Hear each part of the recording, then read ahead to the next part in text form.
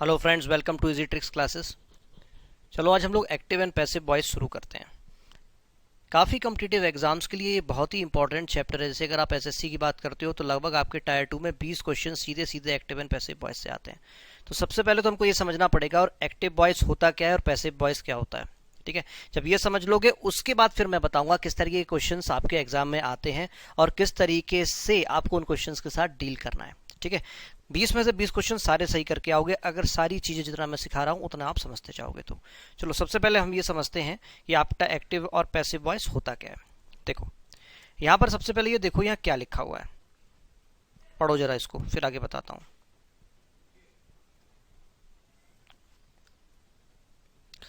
देखो यहाँ लिखा है इन active and passive voice emphasis on the subject. ठीक है, और वॉइस चेंज करने से टेंस और मीनिंग चेंज नहीं होते। जितने भी अभी मैं लगभग आपको 6-7 बातें बताऊंगा, उन 7 बातों को कम से कम दिमाग में रखना। अगर उन बातों को दिमाग में रखोगे तो कभी भी आपको कॉन्सेप्ट वाइज एक्टिव और पैसिव में कभी दिक्कत नहीं आएगी। ज्यादातर आपको लोग रूल्स बता देते हैं, बट जो बेसिक कॉन्सेप्ट छुपा होता है एक्टिव एंड पैसिव का, ये होता क्या है, क्यों पढ़ रहे हैं हम लोग एक्टिव पैसिव, ये आपको जनरली नहीं बताया जाता, जो मैं आपसे डील करूंगा। अभी देखो एक एग्जाम्पल लेते हैं, फिर मैं इन दोनों पॉइंट्स को यहां पर बताऊंगा। Ram wrote the letter. ठीक है, एक और सेंटेंस लेते हैं, राम राइट्स दी लेटर। आप गौर कर रहे होगे यहां पर आपकी पास्ट इंडेफिनिट टेंस है और यहां आपका प्रेजेंट इंडेफिनिट टेंस है। ठीक है, अब देखो एक्टिव वॉइस हो या पैसिव वॉइस हो, सिर्फ एक फर्क जो इसका बड़ा मेजर फर्क निकल के आता है वो ये निकल के आता है कि दोनों ही में सब्जेक्ट पे एम्फेसिस दिया जाता है। ठीक है, दोनों में ही आपके सब्जेक्ट पे एम्फेसिस दिया जाएगा। ये क्या है, ये एक एक्टिव वॉइस है, ये एक एक्टिव वॉइस है। अभी जितना बता रहा हूं उतना समझते चलो। 7 पॉइंट जब मैं अभी आधे घंटे में जो डिस्कस करूंगा उससे सारी चीजें क्लियर हो जाएंगी। ठीक है, राम रोट दी लेटर, ये एक एक्टिव वॉइस है। ठीक है, यहां पर एम्फेसिस किस पे है, सब्जेक्ट पे यानी राम पर। ये लेटर किसने लिखा, राम ने लिखा, एम्फेसिस राम पर है। अब इसकी पैसिव वॉइस अगर हम बनाएंगे, कैसे बनेगी बाद में सीन रखेंगे, पर अभी बस देखो जरा जितना सिखा रहा हूं। The letter was written by Ram, ये इसका पैसिव बनता है। तो यहां पर जो इसका पैसिव बनता है, यहां पर आपका सब्जेक्ट क्या है, द लेटर, वर्ब क्या है, वॉज रिटन। ठीक है, यहां वर्ब क्या थी, रोट। तो यहां पर जो इसका आपका सब्जेक्ट है द लेटर, उस पर एम्फेसिस है। तो आपको बस इतना समझना है, एक्टिव और पैसिव वॉइस कुछ भी उनमें फर्क नहीं होता। बस फर्क इतना होता है कि हम किस बात पर एम्फेसिस दे रहे हैं, जोर किस बात पे दे रहे हैं। यहां पर बात जोर इस बात पर दिया गया है कि ये लेटर राम ने लिखा। ठीक है, यहां पर सेकंड सेंटेंस पे एम्फेसिस इस चीज पर है कि क्या लिखा, लेटर लिखा। एम्फेसिस राम ने लिखा या श्याम ने लिखा उस पर नहीं है। पैसिव वॉइस में एम्फेसिस इस चीज पर है कि उसने लेटर लिखा। वो कभी लेटर नहीं लिखता था, आज उसने लेटर लिखा। तो एम्फेसिस किस चीज पर है, जोर किस चीज पर दे रहे हो, वो निर्धारित करता है कि हमको कोई भी सेंटेंस को एक्टिव वॉइस में लिखेंगे या पैसिव वॉइस में लिखेंगे। एक्टिव वॉइस यानी कि देखो यहां पर अगर हमें राम पर जोर देना था कि राम ने लेटर लिखा, ठीक है, तो एक्टिव वॉइस में लिख दिया। यहां पर हमको यह बताना था कि लेटर लिखा, तो पैसिव वॉइस में लिखा। पहला डिफरेंस। अभी जरा ये भी समझो, जैसे राम राइट्स दी लेटर, ये एक्टिव वॉइस है। पैसिव वॉइस बनाओगे तो क्या आएगा, the letter is written by Ram. Same difference यहां पर भी है कि यहां पर हम एम्फेसिस दे रहे हैं किस पर, राम पर यानी सब्जेक्ट पर। यहां एम्फेसिस किस पर दे रहे हैं, लेटर पर, कि उसने लेटर लिखा। ठीक है, ये एक डिफरेंस हो गया पहला वाला। दूसरा समझो, वॉइस चेंज करने से टेंस और मीनिंग नहीं बदलते हैं। मीनिंग इसका भी वही है, राम रोट दी लेटर, इसका भी मीनिंग वही है कि राम ने लेटर लिखा। मीनिंग इसका भी वही है, the letter was written by Ram, इसका भी वही मीनिंग है कि राम के द्वारा लेटर लिखा गया। कोई मीनिंग में कोई भी फर्क नहीं है। और दूसरी इंपॉर्टेंट बात है कि इसके टेंस में भी कोई फर्क नहीं है। टेंस से मेरा मतलब यह है कि यहां पर अगर बात आप वॉइस में प्रेजेंट की कर रहे हो तो आपका पैसिव वॉइस भी प्रेजेंट में बनेगा। अगर एक्टिव वॉइस में आप पास्ट की बात कर रहे हो तो आपका पैसिव वॉइस भी पास्ट में बनेगा। और अगर आप इस बात कर रहे हो फ्यूचर की एक्टिव वॉइस में, तो आपका जो पैसिव वॉइस बनेगा वो भी फ्यूचर में बनेगा। तो यानी कि बात अगर यहां पर देखो जैसे पास्ट की हो रही थी तो यहां पर भी पास्ट का ही हमने यहां पर लगाया, यहां पर अगर बात प्रेजेंट की हो रही थी तो यहां पर हमने प्रेजेंट को इंडिकेट किया। तो कहने का मतलब ये है कि वॉइस चाहे एक्टिव हो चाहे पैसिव हो उससे मीनिंग सेम कन्वे होता है। ठीक है, एक ही बात निकल के आ रही है, राम ने लेटर लिखा दोनों से ही। ठीक है, टेंस जो भी निकल के आपका पहले एक्टिव में आ रहा था वही पैसिव में भी आ रहा है। अगर बात आप पास्ट में कर रहे हो एक्टिव वॉइस में तो पैसिव में भी बात पास्ट में ही होगी। ये दो डिफरेंस हो गए, मेरे हिसाब से आपकी समझ में आए होंगे। आगे देखो अगला, अगर सब्जेक्ट ही डूअर है तो वर्ब की एक्टिव फॉर्म आती है, अगर सब्जेक्ट के अलावा कोई और डूअर होता है तो वर्ब की पैसिव फॉर्म आती है। तो एक डिफरेंस मैंने अभी आपको पिछली स्लाइड में बताया था कि कब हम एक्टिव वॉइस यूज करते हैं और कब पैसिव वॉइस यूज करते हैं। ये दूसरा डिफरेंस समझो, अगर हमारा जो सब्जेक्ट है ये डूअर है, यही करने वाला है, यही करता है, यही वो काम कर रहा है, ठीक है सब्जेक्ट, तो वर्ब की एक्टिव फॉर्म को लिखेंगे हम लोग, वर्ब की एक्टिव फॉर्म को लिखेंगे। सब्जेक्ट अगर करता है, ठीक है, अगर सब्जेक्ट वो काम कर रहा है तो वर्ब की एक्टिव फॉर्म को लिखोगे।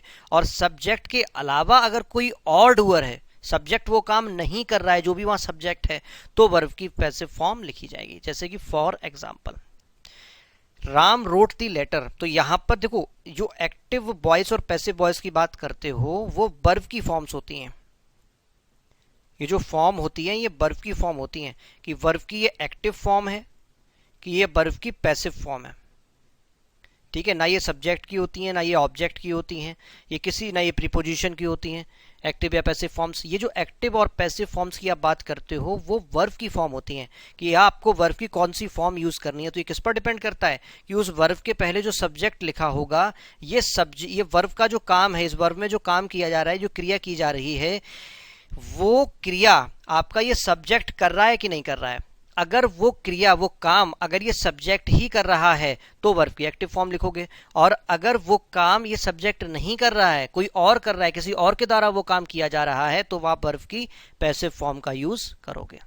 For example Ram wrote the letter, अब ये जो रोट ये वर्ब है, ठीक है, और एक्टिव और पॉसिव वॉइस क्या होते हैं, वर्ब की फॉर्म होते हैं। तो इस वर्ब का काम ये जो किया जा रहा है, हम देखेंगे कि क्या ये काम सब्जेक्ट के द्वारा किया जा रहा है। तो ये जो लिखने का काम है, जो लेटर लिखा जा रहा है, रोट मतलब लिखा गया, तो ये जो लिखने का काम है ये किसने किया, राम ने किया। तो यानी कि यहाँ पर जो सब्जेक्ट था राम, उसके ही द्वारा काम किया गया, इसलिए हमने यहाँ पर एक्टिव फॉर्म लिखी है वर्ब की। दूसरा सेंटेंस देखो, the letter was written by Ram. इस सेंटेंस में देखो यहां पर जो वर्ब है, यहां पर भी देखो वॉज रिटन यानी लिखा ही जा रहा है यहां पर भी, पर क्या ये जो लिखने का काम है ये लेटर कर रहा है, नहीं, लेटर को तो लिखा जा रहा है पर लिखने का काम कोई और कर रहा है। यानी यहां पर जो सब्जेक्ट है, ये आपका जो वर्ब में काम हो रहा है, ये काम ये सब्जेक्ट नहीं कर रहा है। तो इसलिए इस केस में जो भी वर्ब में काम हो रहा है, अगर वो काम हमारा सब्जेक्ट नहीं कर रहा है तो उस केस में वर्ब की पैसिव फॉर्म का यूज किया जाता है।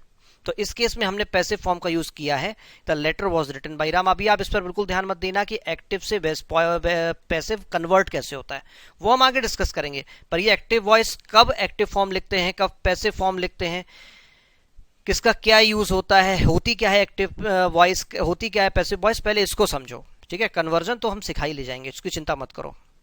इतना समझ में आ गया।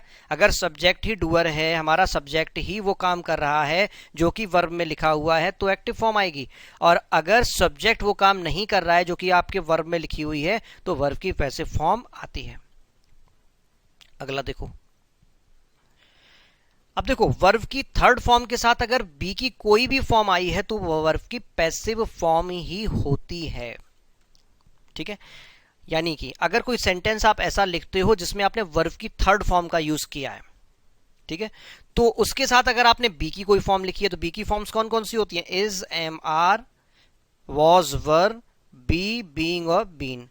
इनमें से आपने उसके थर्ड फॉर्म के साथ, वर्ब की थर्ड फॉर्म के साथ आपने इनमें से किसी का यूज किया है, तो ये पक्का है कि वो सेंटेंस पैसिव वॉइस में लिखा हुआ है। ठीक है, समझ में आ रही है ये बात। फॉर एग्जाम्पल, एक एग्जाम्पल देता हूं, यहां पे समझ में आएगा।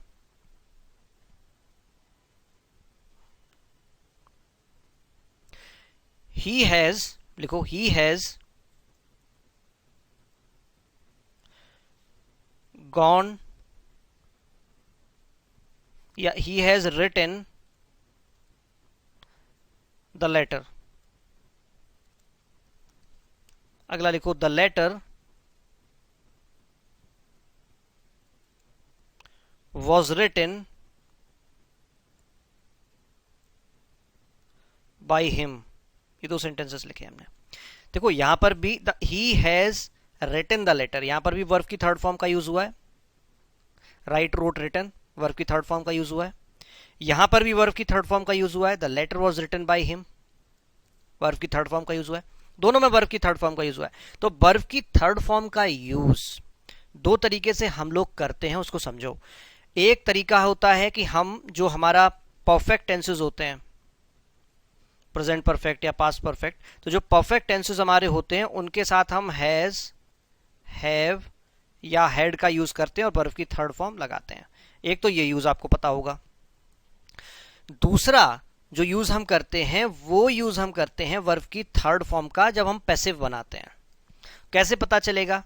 यहां पर तो हमने लिख दिया कि भाई अगर वर्ब की थर्ड फॉर्म आई है तो आप पैसिव समझिए, पर उसके साथ एक चीज हमने और भी लिखी कि उसके पहले, वर्ब की थर्ड फॉर्म के पहले कोई बी की फॉर्म आनी चाहिए, और बी की फॉर्म होती है is, am, are, was were, be, being, been. तो क्या हैज तो नहीं यहां पर इंक्लूडेड है? हैज तो आपकी बी की फॉर्म नहीं है। हैज आपकी बी की फॉर्म नहीं होती है। बी की फॉर्म होती है is, am, are, was were, be, being, been. तो बाज यहां पर आपकी जो है वो बी की फॉर्म है। तो एक बी की फॉर्म आ रही है किसके पहले? वर्ब की थर्ड फॉर्म के पहले। तो ये तो आपका हो गया पैसिव। और अगर कभी भी आपकी थर्ड फॉर्म से पहले हैज, हैव या हैड लगा होता है, कभी भी आपका वर्ब की थर्ड फॉर्म से पहले हैज, हैव या हैड लगा होता है तो वो आपका परफेक्ट टेंस कहलाता है। भाई हैज, हैव है तो वो प्रेजेंट परफेक्ट हो गया, हैड लगा हुआ है तो वो आपका पास्ट परफेक्ट हो गया। टेंस में हम लोगों ने बहुत ही डिटेल में इन सारी चीजों को डिस्कस किया था।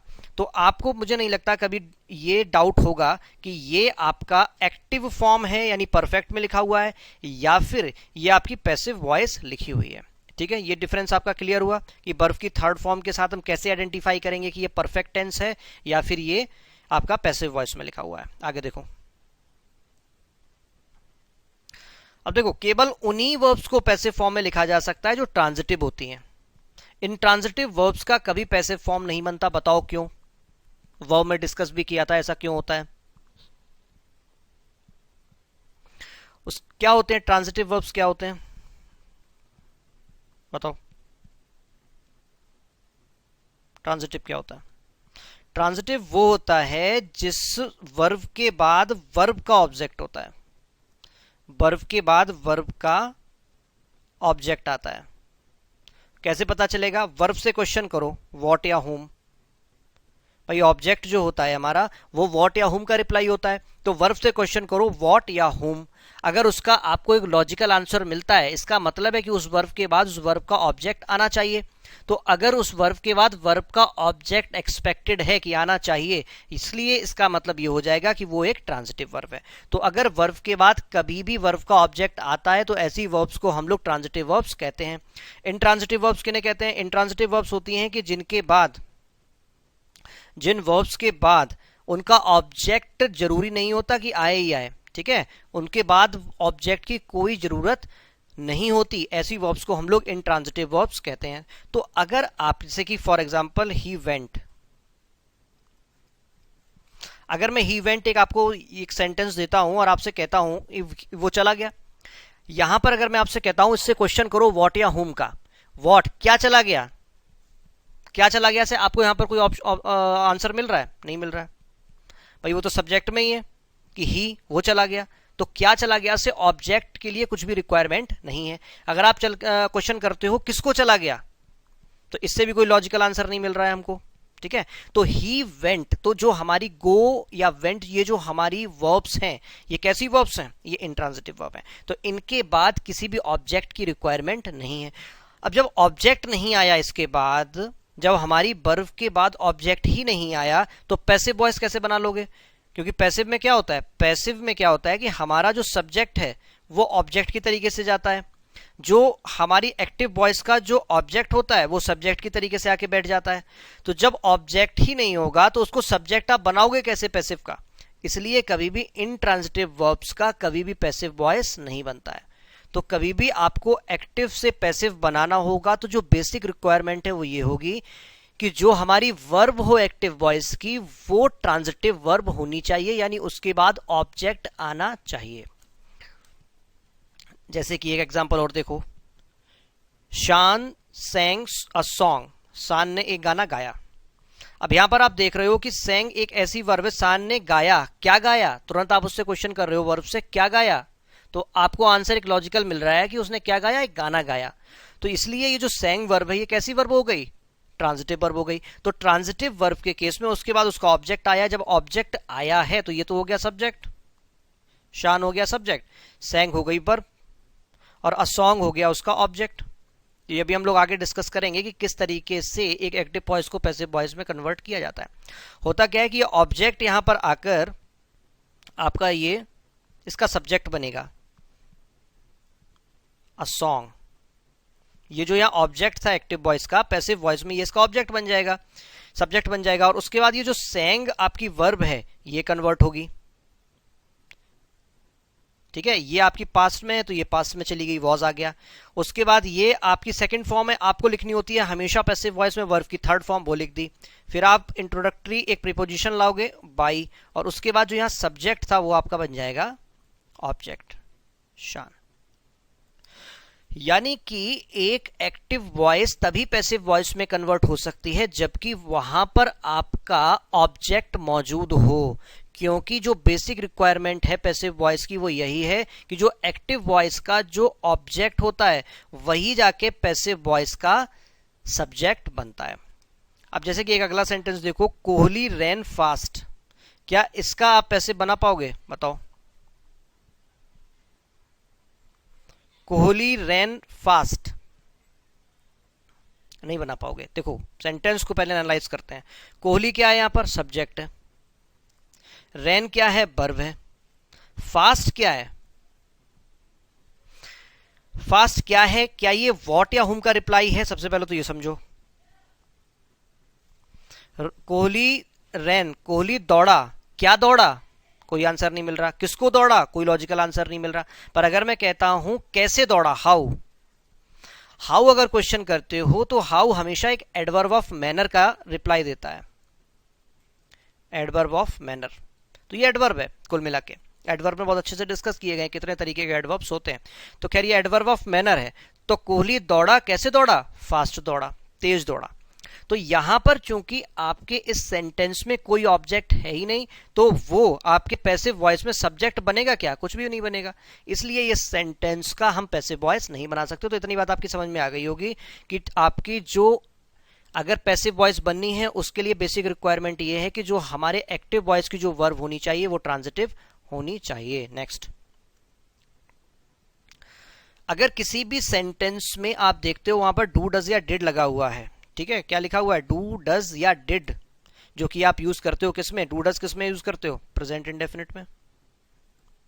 डिड किस में यूज करते हो? पास्ट इंडेफिनिट में। तो कहीं भी अगर आपका डू डज या डिड लगा हुआ है तो ये पक्की बात है कि वो वर्ब की एक्टिव फॉर्म होगी, ना कि पैसिव फॉर्म, क्योंकि पैसिव फॉर्म में कभी भी आपके डू डज या डिड का यूज नहीं किया जाता। प्रेजेंट इंडेफिनिट को आप कन्वर्ट करते हो तो मैंने आपको बताया था कि आप इज एम आर का यूज करते हो। पास्ट इंडेफिनिट को कभी भी आप कन्वर्ट करोगे तो मैंने आपको बताया कि वॉज वर्ब का यूज करोगे आप, ठीक है, वर्ब की थर्ड फॉर्म के साथ।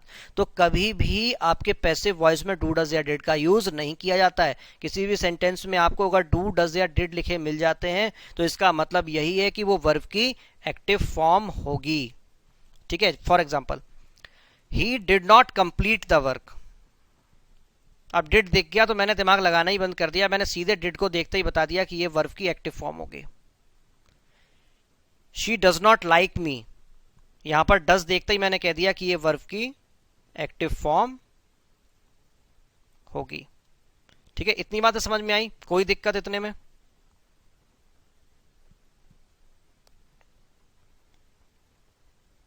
ठीक है, इतनी बात समझ में आई तो अब हम लोग आगे डिस्कस करते हैं। अब हम लोग ये देखते हैं कि किस तरीके से एक्टिव वॉइस को पैसिव वॉइस में कन्वर्ट किया जाता है, उसके बेसिक स्टेप्स क्या है। देखो सबसे पहले आपको उसमें एसवीओ को आइडेंटिफाई करना पड़ेगा। अभी एसवीओ क्या है? एसवीओ होता है S stands for subject, V stands for verb and O stand for object. तो सबसे पहले आप ये आइडेंटिफाई करो कि आपके सेंटेंस में सब्जेक्ट कौन सा है, वर्ब कौन सी है और ऑब्जेक्ट कौन सा है। क्योंकि अगर ये तीन चीजें आप आइडेंटिफाई नहीं कर पाए करेक्टली तो आप कभी पैसिव में सही कन्वर्ट कर ही नहीं पाओगे। तो सबसे पहली स्टेप है, बेसिक स्टेप, सब्जेक्ट को आइडेंटिफाई करो, फिर वर्ब को आइडेंटिफाई करो और फिर ऑब्जेक्ट को आइडेंटिफाई करो। जब ये आइडेंटिफाई कर लिया उसके बाद क्या करोगे, एक्टिव वॉइस का जो आपका सब्जेक्ट होगा वो पैसिव वॉइस का ऑब्जेक्ट बन जाएगा।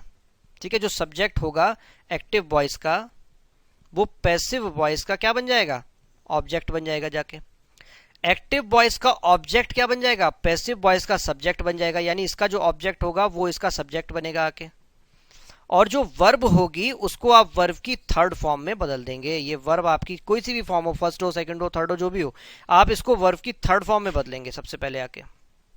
उसके बाद आप इस वर्ब से पहले, जो वर्ब की थर्ड फॉर्म आपने लिखी है, इस वर्ब से पहले आप एक हेल्पिंग वर्ब लगाएंगे जो कि एक बी की फॉर्म होगी। क्योंकि ये भी एक बेसिक रिक्वायरमेंट है कि आपको वर्ब की थर्ड फॉर्म से पहले कोई हेल्पिंग वर्ब लिखनी पड़ती है जो कि बी की फॉर्म हो। बी की फॉर्म्स कौन कौन सी होती है मैंने आपको बताया, is, am, are, was, were, being, been या खुद बी। तो इनको आपको लिखना पड़ता है।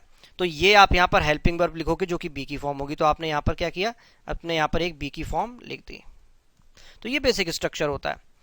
वर्ब के बाद आप क्या करोगे, वर्ब के बाद आप बाई प्लस ऑब्जेक्ट का यूज करोगे। यानी कि ये जो आपने लिखा बी की फॉर्म, सब्जेक्ट लिखा, तो पैसिव की आपकी फॉर्म कैसी आई, सब्जेक्ट लिखा, फिर बी की फॉर्म लिखी, फिर वर्ब की थर्ड फॉर्म लिखी, ये ऑब्जेक्ट लिख रहे हो। उस ऑब्जेक्ट और इस वर्ब की थर्ड फॉर्म से पहले आप बाई का यूज करोगे। ठीक है, समझ में आया? एग्जाम्पल से समझाता हूं।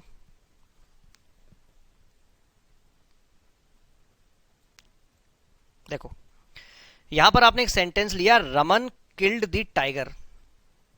ठीक है, रमन किल्ड द टाइगर। यहां पर रमन क्या है, रमन यहां पर एक सब्जेक्ट है, किल्ड क्या है, यहां पर एक वर्ब है, और द टाइगर क्या है, यहां पर एक ऑब्जेक्ट है।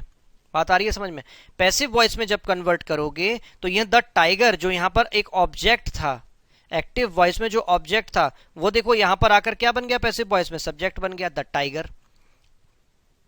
ठीक है, किल्ड आपकी वर्ब की मान लीजिए सेकंड फॉर्म ही है यहां पर, क्योंकि अगर ये थर्ड फॉर्म होती, अगर आप ये कहते कि ये वर्ब की थर्ड फॉर्म भी हो सकती है, तो वर्ब की थर्ड फॉर्म होती तो वर्ब की थर्ड फॉर्म दो ही केस में यूज की जाती है, एक आपके परफेक्ट टेंसेस में और एक यूज की जाती है पैसिव फॉर्म में। तो अगर ये आपके परफेक्ट होता तो उससे पहले आपको हैज, हैव, हैड कुछ तो लगाना पड़ता, पर यहां पर हैज, हैव, हैड कुछ नहीं लगा। इसका मतलब कि ये वर्ब की सेकंड फॉर्म होगी। तो यहां पर आपने किल्ड लिखा हुआ है, तो यहां पर आपकी देखो थर्ड फॉर्म भी किल्ड ही होती है, किल, किल्ड, किल्ड। तो यहां पर आपने वर्ब की थर्ड फॉर्म लिख दी, किल्ड। ठीक है, उससे पहले आपको लगाना है क्या, इज, एम, आर, वॉज, वर, कुछ तो लगाना है। अब क्या लगाएं, यहां पर ये देखो पास्ट इंडेफिनिट है, कैसा टेंस है, पास्ट इंडेफिनिट। तो जब भी कभी पास्ट की बात होगी तो आप वॉज, वर का यूज करोगे, जब भी कभी प्रेजेंट की बात होगी तो इज, एम, आर का यूज किया जाएगा। अब यहाँ पास्ट की बात हो रही है तो पास्ट के लिए आप यहाँ पर वॉज का यूज करोगे। अब वर का यूज क्यों नहीं करोगे, क्योंकि ये वॉज जो है इसलिए आया है क्योंकि द टाइगर लिखा हुआ है, टाइगर एक ही है। तो इसके हिसाब से जो नया सब्जेक्ट आया है, इस नए सब्जेक्ट के हिसाब से आपको सिंगुलर है ये या ये प्लूरल है, उसके हिसाब से आपको यहाँ पर हेल्पिंग वर्ब का यूज करना पड़ेगा, नॉर्मली जैसे आप सेंटेंसेस में करते हो। तो वॉज किल्ड आ गया। उसके बाद आपने बाई, हमने बताया कि आप मेन वर्ब के बाद एक बाई इंट्रोड्यूस कर दो, वो आपने बाई इंट्रोड्यूस कर दिया। उसके बाद जो आपका सब्जेक्ट है एक्टिव का वो आपका पैसिव बन जाएगा, पैसिव का आपका ऑब्जेक्ट बन जाएगा। तो रमन यहाँ पर बैठ गया आके।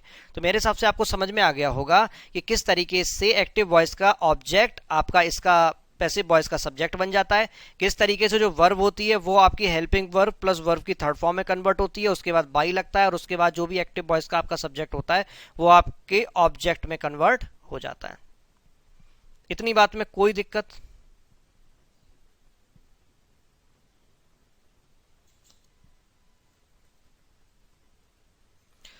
चलो इतनी बात समझ में आई तो आज का हम लोग कॉन्सेप्ट यहीं रोकते हैं। अगर आपको हमारा ये वीडियो अच्छा लगा हो तो हमारे YouTube चैनल को जरूर सब्सक्राइब करें। कंप्लीट कोर्स आप हमारा पेन ड्राइव में जो है उसको परचेज कर सकते हैं और बेनिफिट हो सकते हैं। कंप्लीट कोर्स है और ऐसा कोई भी कॉन्सेप्ट नहीं है जो उसमें डिस्कस ना किया गया हो और उसके बाहर कॉम्पिटिटिव एग्जाम में कोई भी क्वेश्चन आ जाए। आप हमसे डायरेक्टली हमारे जो यहाँ पर नंबर लिखा हुआ है उस पर भी आप कॉन्टैक्ट कर सकते हैं या फिर आप हमें मेल ड्रॉप कर सकते हैं। जो हमारा नंबर है जो यहाँ पर डिस्प्ले नहीं हो रहा है करेक्टली, मैं लिख देता हूँ 9821332864। इस पर आप कॉल कर सकते हैं या फिर आप मेल ड्रॉप करो info@easytricksclasses.com easbytricksclasses.com। इस पर आप मेल ड्रॉप करो, हमारी जो टीम है वो आपको जरूर रिवर्ट करेगी। ठीक है, best of luck for your exam, bye bye.